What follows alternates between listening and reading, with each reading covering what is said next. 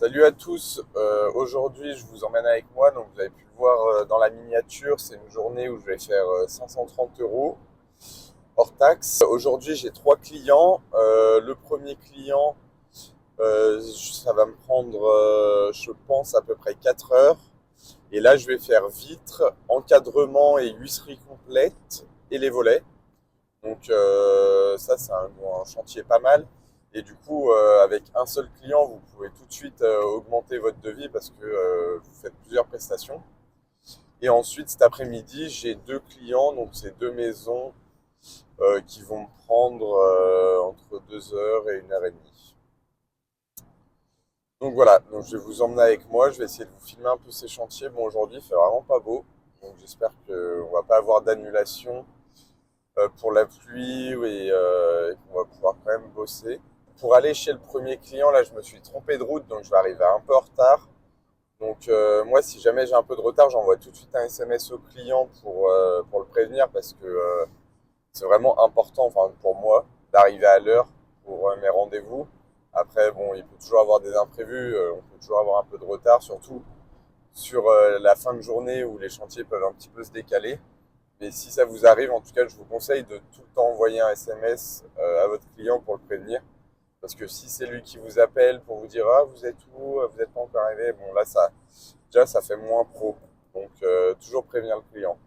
Même ce que je fais des fois comme moi, je donne une plage horaire. Alors pas au début de la journée, mais surtout sur les chantiers en fin de journée.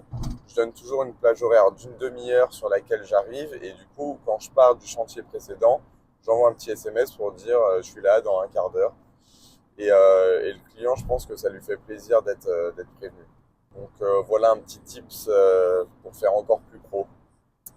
Allez, on se retrouve sur le premier chantier. Bon, ça y est, je suis arrivé chez le premier client. Donc là, il faut faire les volets, les vitres, les encadrements et les huisseries à l'intérieur. Donc c'est beaucoup de porte-fenêtres, donc en vrai, je pense que ça va aller assez vite.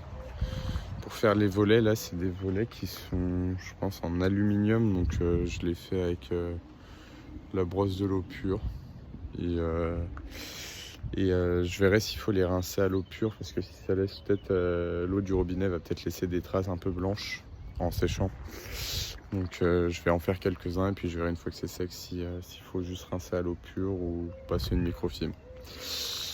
Allez, let's go.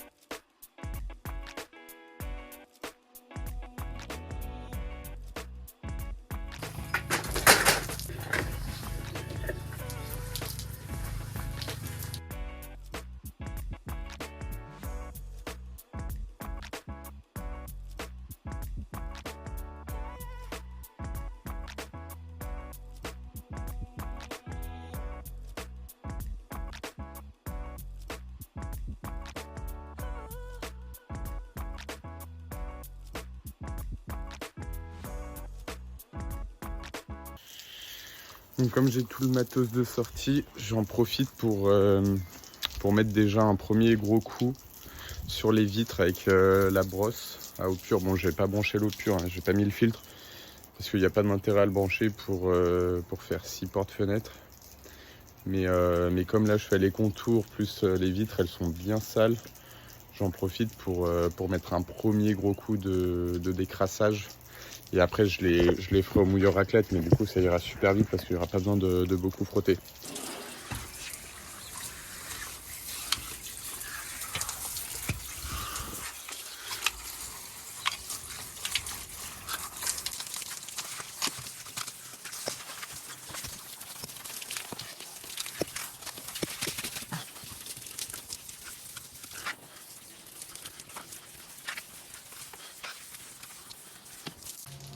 Donc là, je fais des volets qui sont en hauteur, donc j'utilise la perche en carbone que j'ai avec mon système de filtre à eau pure.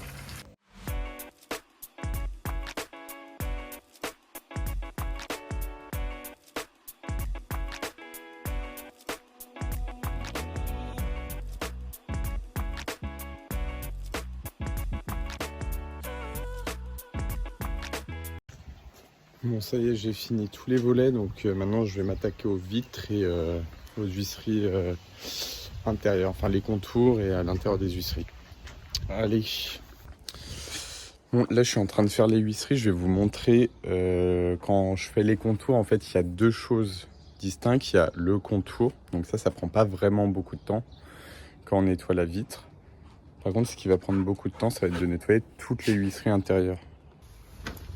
Ce qui va prendre vraiment beaucoup de temps, ça va être de nettoyer là tout ce qui est ici, là, les contours à l'intérieur. Ça, ça, ici, ici. Et du coup, pour ça, faut avoir deux facturations différentes. Alors, pour l'instant, je suis pas encore au point, enfin, au mieux au point sur la facturation des contours et des huisseries complètes, mais il faut que je me penche un peu plus sur le sujet et que je fasse deux facturations différentes, une pour les contours et une pour les huisseries, parce que c'est pas du tout le même temps de travail. Donc voilà. Tranquille le frérot là.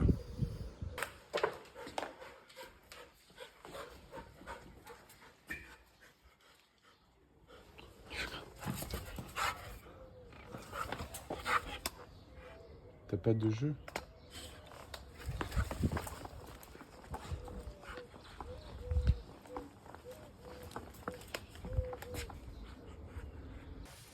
Donc là, je suis en train de nettoyer l'intérieur des huisseries. Donc je commence par mettre un gros coup d'éponge pour enlever le plus gros et humidifier la zone. Ensuite, je viens mettre un coup de pinceau pour venir enlever toutes les petites saletés qui sont incrustées dans les rainures. Et je finis par une microfibre où je viens essuyer toute l'humidité qui est en trop et récupérer les saletés.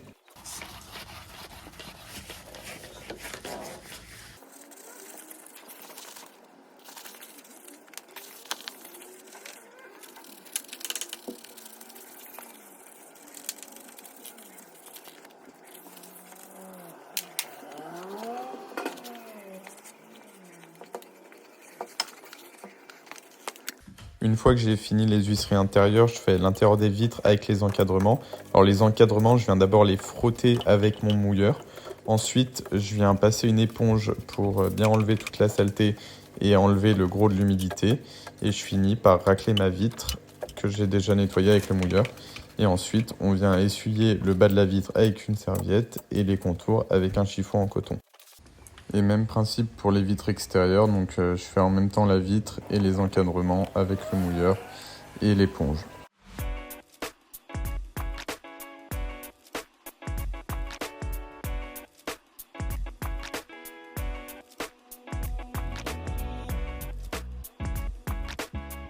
Ça y est, j'ai fini le premier client là.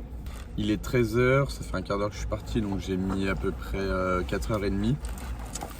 Et je le facture 272 € hors taxe pour volet, encadrement et vitres. Donc voilà. Là je mange un petit bout, je vais me prendre un petit sandwich. Copa parmesan, franchement pas mal. En plus, j'avais jamais vu ça là dans la boulangerie. Ils préparent tout l'intérieur de ton sandwich sur des petits plateaux en carton. Et ensuite tu choisis l'intérieur et après tu choisis ton pain. Un peu à la Subway mais en version haut de gamme, enfin qualité de boulangerie. Donc pas mal. Donc là je mange un bout et ensuite prochain rendez-vous à 14h, j'ai à peu près une demi-heure de route. Donc là je vais manger une demi-heure et après rouler une demi-heure et puis voilà. Et les deux prochains rendez-vous, c'est juste vitre classique. Je vous filme quand j'arrive chez le prochain client. Ok, donc là je suis arrivé chez le deuxième client. Donc il est 14h10, là je suis arrivé à 14h, le temps de me mettre en place.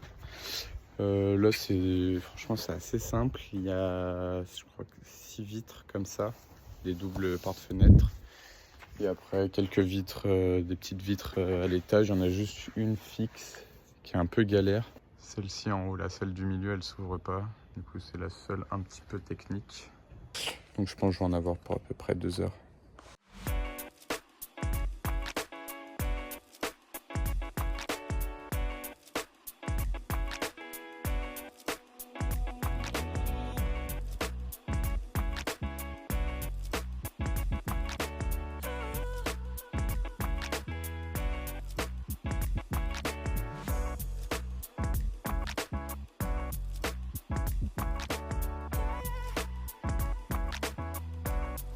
Bon, ça avance tranquillement.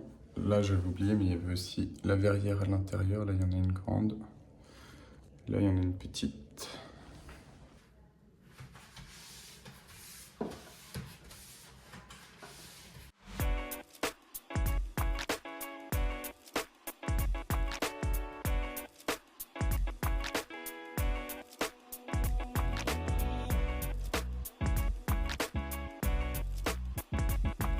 Donc là, j'en suis à la vitre un peu technique. Donc celle du milieu, là, elle est fixe. Donc les deux du côté, elles s'ouvrent. Donc il va falloir que je tende le bras pour la faire. Je vais vous la filmer, celle-ci, comme elle est un peu atypique.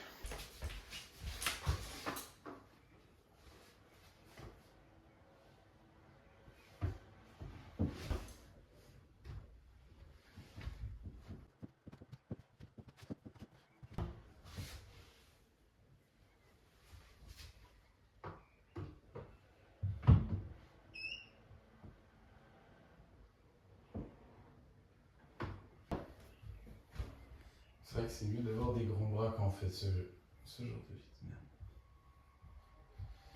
Après, sinon, si vous êtes plus petit et avez des plus petits bras, vous pouvez mettre un petit marchepied et prendre une petite perche.